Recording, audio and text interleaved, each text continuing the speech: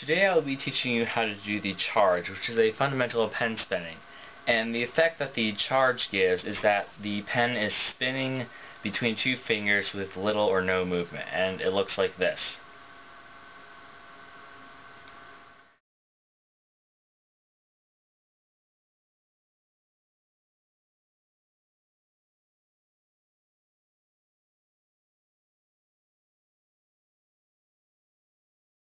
Now, the charge can be done palm up or palm down.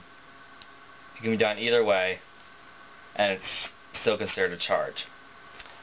To start the trick, you want to locate the pen or pencil center of balance, and then you want to stick that between, you can do any two fingers that you want to as long as they're next to each other, but normally the regular fingers to use are the middle finger and the ring finger, just because they are the ones that are mostly similar in height, and the pen rests within the same distance apart from the tip of the finger. So to start the trick, hold the pen like this, and to get the actual motion of the circular or conic shape that the charge is described at, you want to actually imply an initial force. So usually when I do the charge, I start I'm like this, with the pen or pencil center of gravity between my middle and ring finger, and the back end of the pen resting on the thumb flap.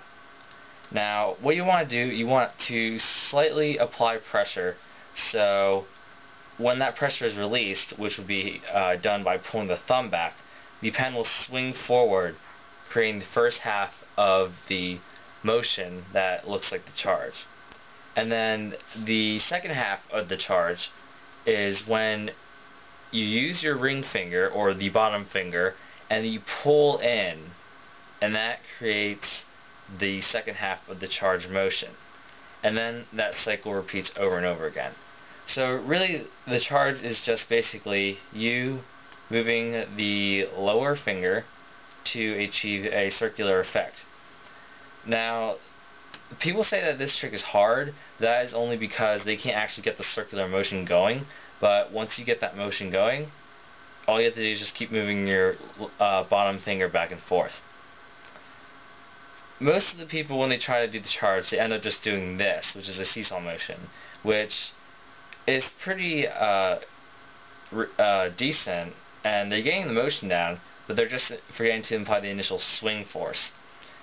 Now, with regards to how to do this fundamental very smoothly, you have to tune into yourself and try to find out exactly how fast you're spinning the pen and how fast your finger has to move with regards to that pen.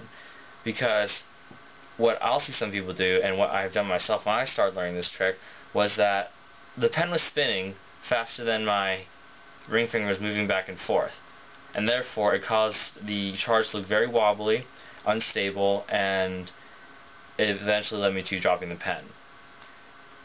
Another problem that people have when doing the charge is that they can't get the pen to stay balanced, meaning that the front half is equal to the back half in weight.